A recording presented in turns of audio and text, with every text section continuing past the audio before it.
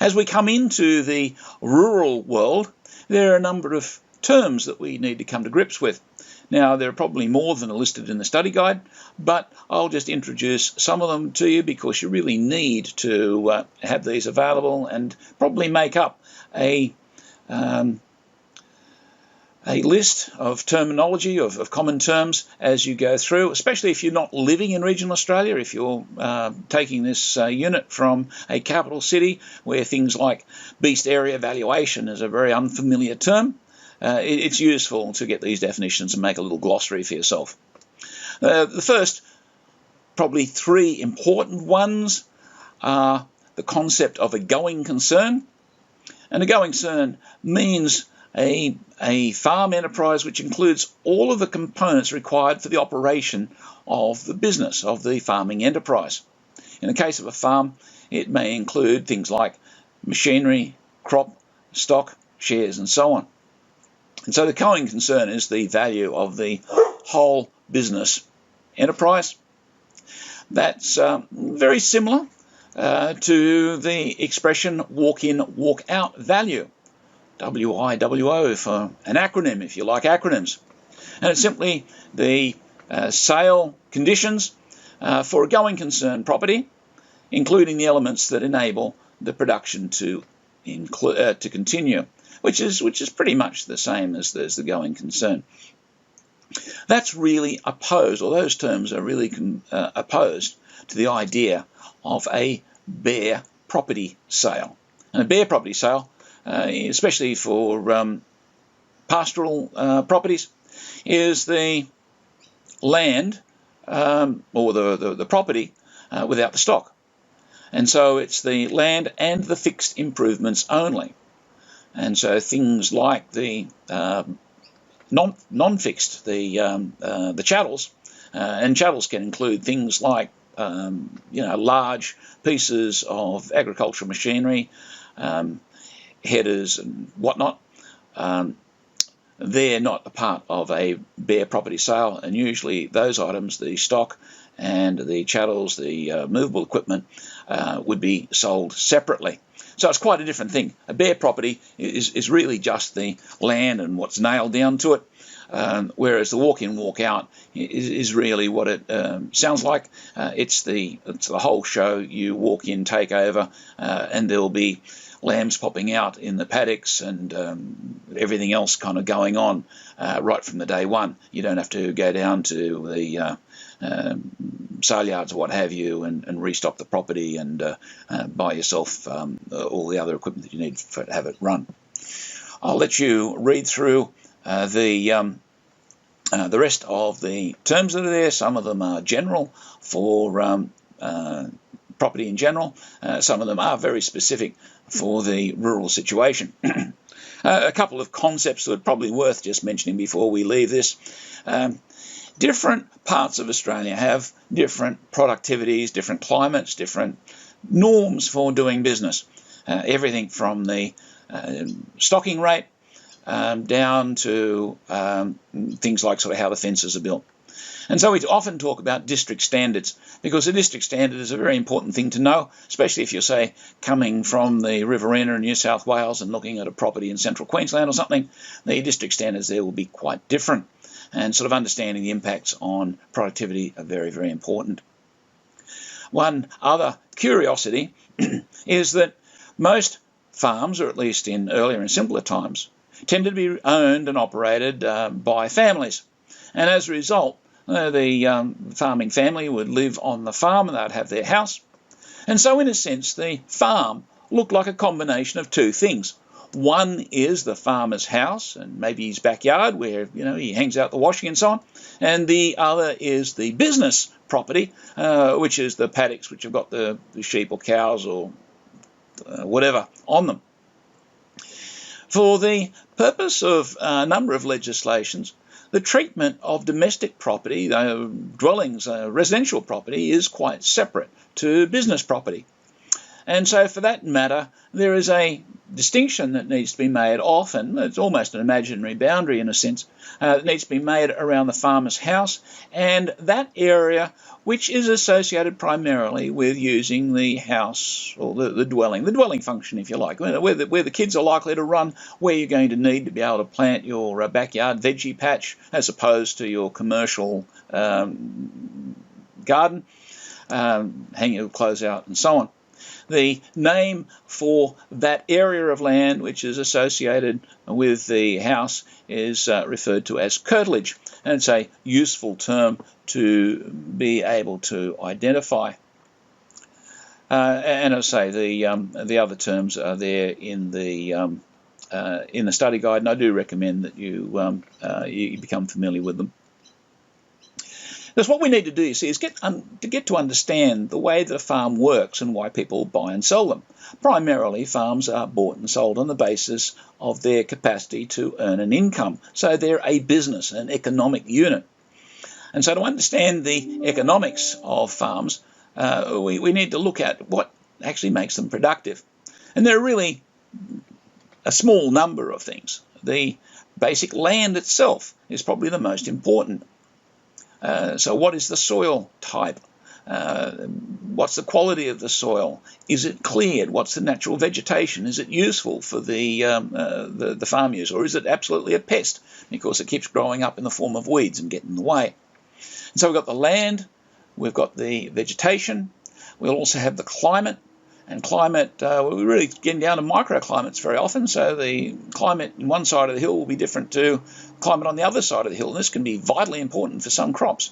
And in some cases, a piece of land that might be every bit as good for growing sheep or cattle, what have you, may have some really high value land use, say as a vineyard or something, on one side of the hill or the other, or it may have a paddock which is of a particular soil type, say volcanic soil compared to some sort of sandy rubbish.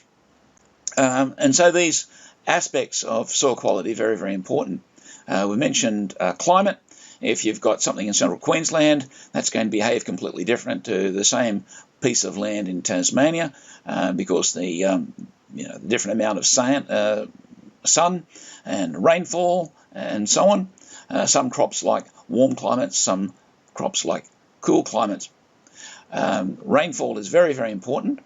And probably one of the most critical issues. And it's also, in some cases, varies even across a single district. And the more you talk to people on the land, the more that you find out that on this side of the hill there's lots of rainfall, on that side of the hill they miss it all, or down the street north or south or what have you, the winds tend to not to bring the rain up in the same way and so on. And so getting to know a lot of these details.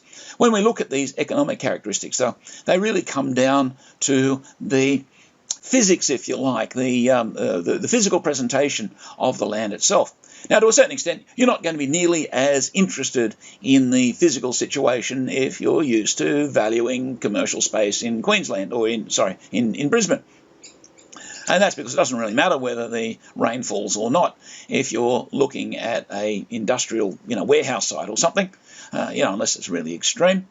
And certainly the soil quality, it only becomes an issue if it's such a swamp that you have to spend more on your foundations or what have you. Generally, you see, urban valuation doesn't really take a great deal of interest in the land or the climate or the vegetation or any of those things. We simply build over it and forget about it. Whereas we have to take that very, very seriously when we're looking at rural land. When we're looking at these economic characteristics, it's a good idea to take a little bit of time out to maybe explore some of the data, the commentary on rural Australia. The various agricultural departments in the various states are a really good place to start. So go to the websites, look at what data they've got to offer, what sort of commentary. Also, look at media and newsletters and so on that pertain to the rural situation in your state. And so in Queensland, you're probably more likely to be taking an interest in, say, sugarcane and cattle, whereas if you're in New South Wales, there's a greater variety of land use. and so on, and a lot of commentary to go along with it. And sort of take time out to actually become familiar with it. Go into your local agricultural department's website and so on, and get into the conversation. And you can start to do this from week one, and the more you do it, the more familiar you're going to be when it comes to doing your major assignment. And if you do see yourself as working on the land, or at least as a rural valuer, then this kind of familiarity is going to be really, really useful as you get out and practice. If not only to be able to, talk to cockies in their own language, which is one of the big things that I'd like you to be able to sort of take away from this. Okay, there are a couple of general characteristics, if you like, of the land. These are useful to be familiar with. I guess we didn't really go into them in great detail in introductory valuation subjects, so now it's an opportunity to maybe dwell on them a little bit further. What is it that makes land special? Things like immobility, the durability of land, they make land unique, so every block is unique, and especially in the rural situation, as I mentioned. Now, we've mentioned that a little bit in introductory val. We're just going to take that a little bit further. Certainly, it's very hard to mess land up these days with some environmental concerns. If I go out and use the wrong kind of chemicals in my sheep dip, I might end up having a nasty effect on the saleability of that property into the future, because there'll be some residue sort of seeping into the ground that future generations may not appreciate. But generally, land is quite durable. It's also immobile, and so its location is very, very important, and we get you to think about that in the study guide, so I recommend that you give a little bit of thought to that. Likewise, the whole question of scarcity and utility are important, and for that matter, the flip side of that is the question of productivity. Now, we introduced productivity in property valuation, our introductory subject, and we want to really think about that a little bit further. Certainly, it's very obvious seeing productivity on the land. If you go down to parts of southwestern New South Wales and you just see acres and acres of canola there, sort of shining almost fluorescently in the sun, you can see the productivity sort of jumping up at you. If you're out on a pastoral estate in northern Queensland or the Northern Territory, it might be a little bit harder to see the productivity because there are so few cattle and the land is so big that you need a helicopter to be able to get about and spot them. But there is some kind of productivity happening. But understanding this productivity and how it works is vitally important. And certainly, as I say, you see it, you come nose to nose with it in the rural sector in a way that you probably don't in other places. Another aspect of rural land, which is really a general characteristic of land, but it is even more apparent, is the way that rural land tends to be a fixed long-term asset rather than something that you can buy and sell as often as you, sort of buy an evening newspaper.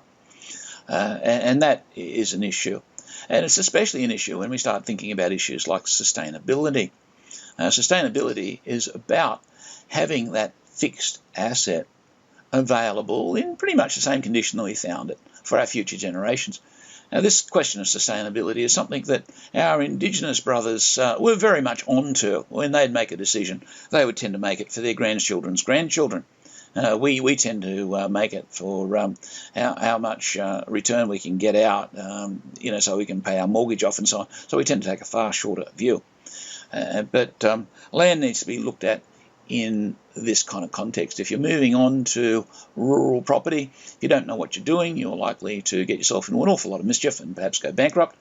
But if you do know what you're doing and you're prepared to go onto the land and work it as it's, has the potential to be worked, it's something that can be an extremely fulfilling business to be involved with, and one which often is passed on from generation to generation.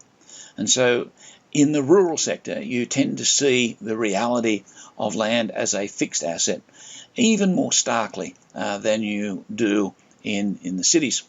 So what are we saying here? We're really aiming to introduce the whole area of the importance of rural land, rural Australia, and rural valuation, sort of running along behind it. and get you a little bit excited about its value and what it can teach you, because there's an awful lot about land in general, property in general, that is really, really evident in the rural situation. And apart from that, as we go through the unit, it will give you the opportunity, even if you're living in the city, to actually go out and sort of get amongst it, which in the past, every comment that I've had back from students, and especially the urban students who never ever think of getting out of their city environment, when they actually sort of go out and find themselves doing an inspection with a rural valuer, even if it might be only an hour and a half away from the centre of Brisbane or something, usually the experience is one that they talk about for a very long time. So I hope you enjoy the unit. And go through the study guide now, get on to the activities, especially getting on to the legislation, and do look up sort of sources of commentary and take a little bit of an interest maybe in the rural land uses that either you're most interested in or that are closer to you. It will make studying the unit a lot more interesting. All the best.